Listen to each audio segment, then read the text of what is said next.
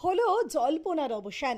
অবশেষে জানা গেল বড় পর্দায় বাংলার দাদার দাদার চরিত্রে দেখা যাবে কোন অভিনেতাকে।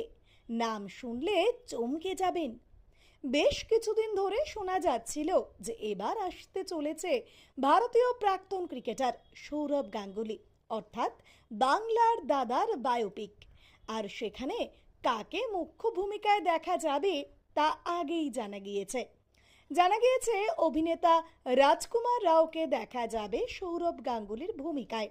তবে এই সিনেমায় সৌরভ গাঙ্গুলির দাদার ভূমিকায় কে থাকছেন জানেন?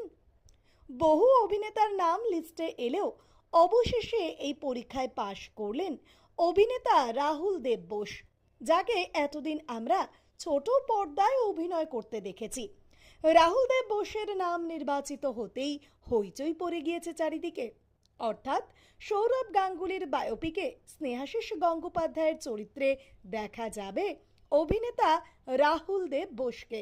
পরিচালক বিক্রমাদিত্য মোতায়েনের ছবিতে সৌরভ গাঙ্গুলির মায়ের চরিত্রে দেখা যাবে অভিনেত্রী অপরাজিতা আড্ডকে এবং বাবার চরিত্রে থাকছেন অভিনেতা শাশ্বত চট্টোপাধ্যায়।